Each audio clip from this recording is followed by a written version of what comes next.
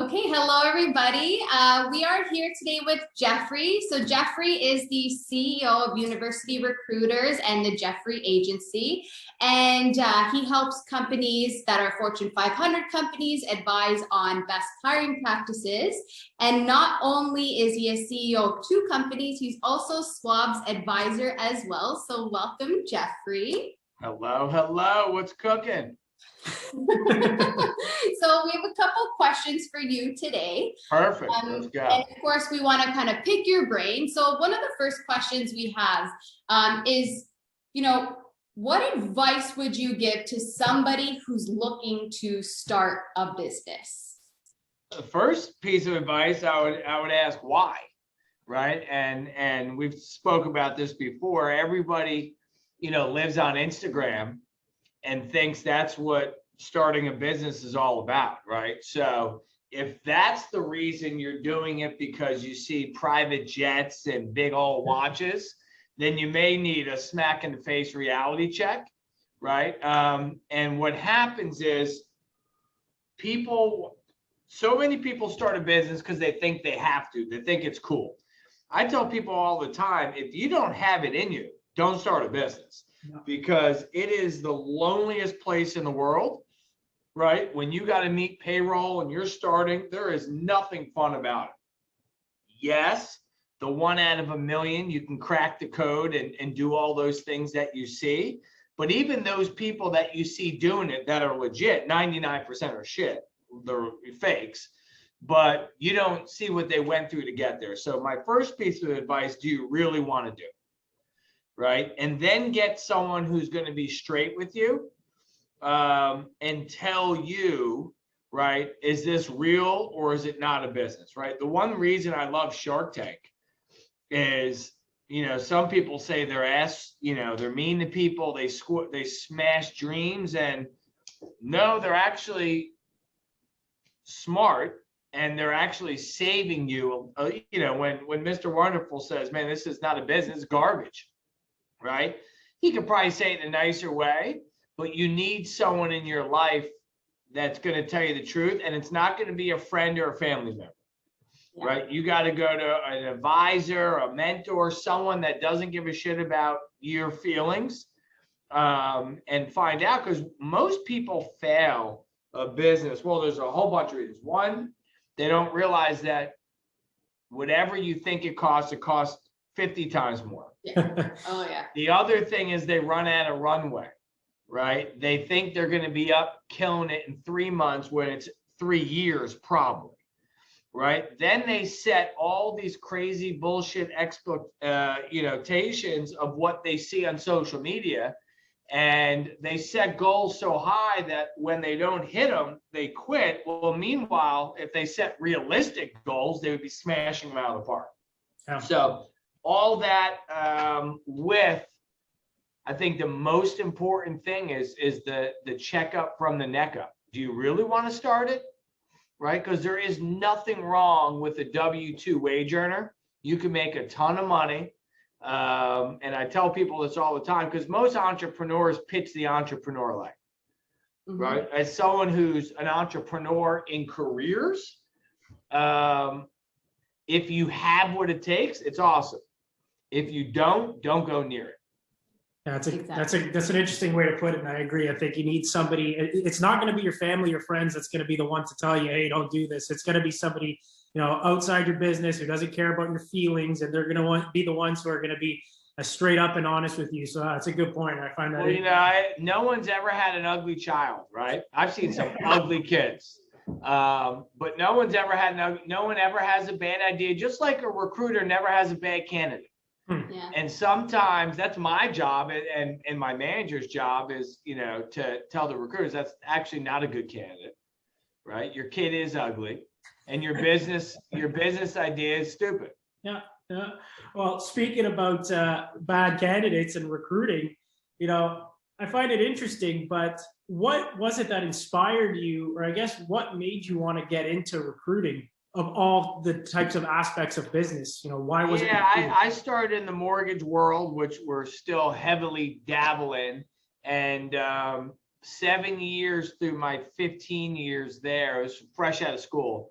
The last 7 years, I started running recruiting and we went on a major growth, 600-700 employees. And there was many a times when I was tasked to lean on an outside firm. And I still remember the day. I don't remember the suit I was wearing, but I remember the office I was in when I literally said, no way, I'm done with this. And it was just the amount of crap that I was getting put on my calendar and doing 7 hours of interviews of people that were just awful compared to what we were looking for, right? Not bad people. Yeah. And I remember saying, and by the way, this wasn't one, this was like 5 or 6 firms. And I remember saying then, I'm going to do this. I'm going to do it right. I'm going to do it out of a necessity of the shit I'm seeing, right? We're going to make sure we don't always get it right the first time. But when you tell us what you want, we're checking every single box before we waste a minute of your time. And that's probably why I never had to look for business. Believe it or not, I have it on my calendar to start business development on Monday. I've never done it my entire life, ever, ever, ever. And we landed 4 contracts this week. And it's all because it gets around, right? And, in recruiting, you guys should be booming because restaurants can't find anyone to work, right? But no one can find anyone to work. Yeah. And it's not easy. So if you're going to do it right. And that's the reason I remember sitting there saying, this is, it was a week of interviews. And I'm like, how are these people getting to me? Like, what's their vetting system? What's their process? So we created a way that we would want to be treated as the end person doing the interview and the candidate. Yeah. Understanding it on both sides. Exactly. Yeah. We want to make it fun for the candidate, and not fun. I don't care if it's fun, but we want to make it smooth, easy, not a hassle. And we also don't want to be the firm. And unfortunately, a lot of recruiting firms do this. They box and close you into where they want you. Mm-hmm. Right? When we work with a candidate, especially local here, we give them 10, 15 different places if they fit that mold to, hey, I'll hook you up with all of them. You pick. Yep. Yeah. You pick. And then the best thing that happens is they get 3 or 4 offers and you got to hire, but they're not feeling like, a lot of recruiters will take you, put you here because that's where I get the big fee, but you're better off down the street. I'm not even going to tell you about it because I only make half. Yeah, exactly. And unfortunately, that's the way it works. Well, you saw a problem and, there you go. You developed a solution and you're really trying to eliminate any barriers for these candidates as possible. You want to support them. Exactly. Yeah. And I think so something, and I'm sure our users will probably really appreciate this, is when you are trying to find the right candidate, what do you look for first on a resume? Okay. So there's something I look for off the resume that's the most important, but on a resume, this is tricky because it depends on, so the first thing that I look at no matter what is job hopping, right? Mm-hmm. Now I will take COVID into consideration, okay, boom, boom, but it depends on my, I was doing a training the other day and I went through 50 resumes in like a minute. And the guy's like, what the hell? I said, I know this client is looking for this. If they're not doing that right now, they have no shot. And why would if I waste their time, right, then I'm screwing with everybody. Yeah. So if I know it's a company that's looking for XYZ, and that's not what you're doing now, you're gone, right? If it's sort of a wide field goal that, hey, go get us someone in sales, right? Then obviously I'm looking at, are they doing sales, but have they stuck? Have they won? Or are they just hopping to the next opportunity? Yeah. Yeah. The number one thing I look for over everything is energy. I don't care what's on your resume. If your resume is kind of crappy and you got great energy, I'll work with you to make it better. If you have garbage, energy. I don't care about anything else. You're dead to me. You're dead to me.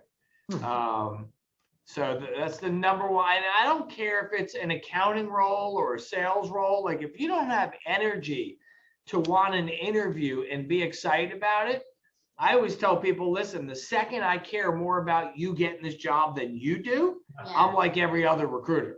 Yeah. And people are shocked how many candidates. I killed 2 today. She didn't respond quick enough. Like if you're that excited, listen, our phones are right here all day long. Exactly. There is no bullshit. There's no. If you want it, you will find a way to get a hold of me.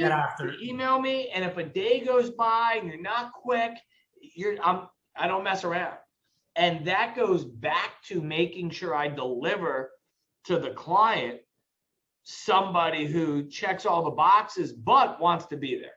Yeah, no, 100%. Many recruiters sell people on just take the interview and then we'll talk about it. Hell no. No. I'm going to lay it all out there. And then if you take it and you're excited, we'll move. I killed 2 people today. That one canceled his interviews, taking too long to get back. I just said, hey, man.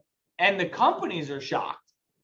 I'm like, we're going to move on. What do you mean? It's 3 days and you're still goofing around.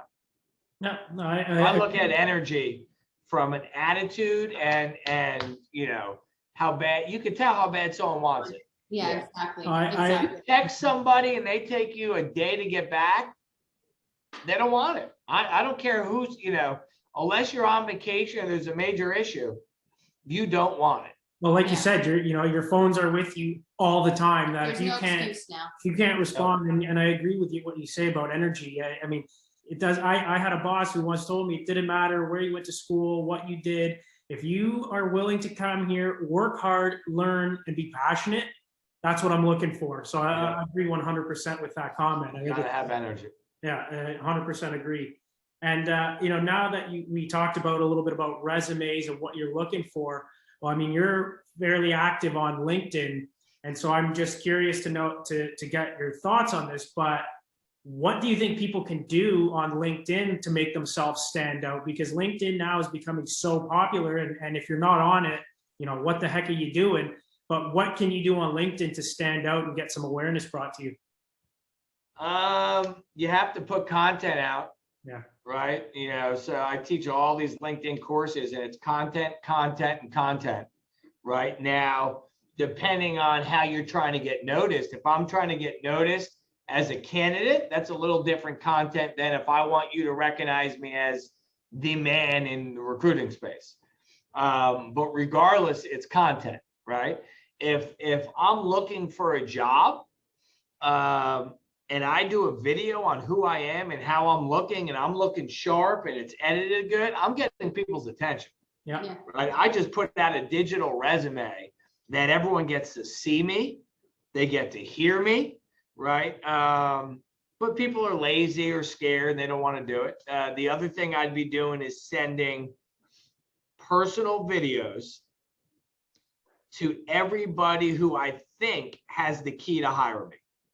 I don't care if the website says there's no jobs. I don't look at that, right? I'm sending you a personal video.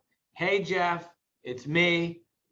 I'm reaching out because I saw your profile. I saw your company page.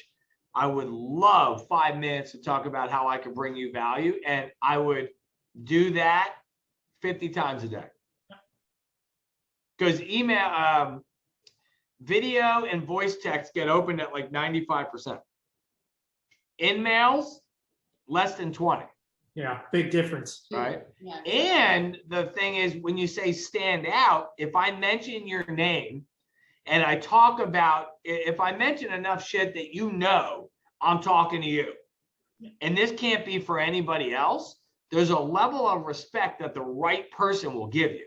For instance, I'm that right person because I get it. Your respect, I'm calling you regardless because I know how outside the box that was. And those are the people I want to hire. Yeah, I think about that. And I think, there's so many people that are just kind of doing things, that traditional approach where, they'll send a message or the odd email. But I think like your point earlier, either you're lazy or afraid. Well, that's the stuff that's going to help you stand out and be kind of outside the box. So if you're not doing that, it's going to be difficult to get noticed. So I agree with you. I think you need to do things that are going to make you stand out. And that's the amount of generic pre-typed messages I get, they're so crazy. And the reason I know is because, there doesn't mention anything about me or what we do. Yeah, exactly. And 90% of the time, the stuff in it is wrong about, I got one today. It said, oh, I want to get a hold of you. We're experts in working with nonprofits. Well, obviously you didn't do your research. Yeah. Because I am not a nonprofit. Exactly. That's just somebody who's copying and pasting and going through the list, and that's it. And that's even like we were saying, sending a voice message or a video, it's so much more personalized too, and you get to see the person and see their personality and their energy. You'll stand out. Let's put it that way. Exactly. So I'm sure you probably get a ton of messages, a ton of DMs. We obviously know that you're super popular and super active on social media. So aside from LinkedIn, what would be like one of your most favorite social media channels right now? Oh man, well, I met you guys on Clubhouse, and that's probably the last time I went on that stupid thing. I told people, I said it was cool because it was winter and we had COVID. Yeah. I said this will get so boring so quick for the people that live on there that I have a feeling it's going to be dead soon. I mean, like, you go to these rooms, there's 50 people in them, right? So the good news, it's simmered down. I've stepped back from all social, even LinkedIn. I mean, and not only because I'm busy, which is an excuse, but I'm an Instagram guy because I can reach a ton of people real quick. I love LinkedIn. I try to keep it raw, right? But you do have to watch a little bit on Instagram. I don't have to watch. If you're following me there, you're looking for the real stuff. Yeah. Right. And I used to do that on LinkedIn, and my brand grew a little too big for me to jeopardize doing something stupid that makes a client look bad. Yeah. You know what I mean? I don't care about me. I don't want someone to say that guy represents us. No. Right. Like, I don't want these, we're talking about, Ryan Serhant, right? I could do something there. Everyone knows I work with them. Then there's going to be people say, I can't believe you work with that kid. On Instagram, if you come over there, you're ready for whatever. Yeah. Yeah, exactly. But I've slowed down. It's just been time consuming. Yeah, it is. It definitely can get time consuming on there. Definitely. Okay, well, Jeff, those were all of our questions for today. We want to say thank you so much for taking the time to speak with us and for doing our little interview with you. But yeah, we really appreciate it. We'll be uploading this soon, and we hope you have a great rest of the day. And sorry, if people want to find you, where can they find you? Go to LinkedIn, find me there. There you go. You'll see me. And they won't send in those generic templated messages. They know now. Yeah, no. Send. I always say, don't be vanilla. Stand out. even if I don't like you, even if I'm not looking, right? I'm gonna remember you. And that's what it's all about, because what's going to happen is unemployment, they're going to pull unemployment. And now you're going to see the job boards get flooded again. Yeah. Right. Well, if I have 1,000 interviews, I'm going after the one I remember. Right. Someone who, made me say, oh shit. Okay. Anyway, cool guys. Have a good one. I'll talk to you guys soon. Appreciate the time. Thank you. Got it. Take care.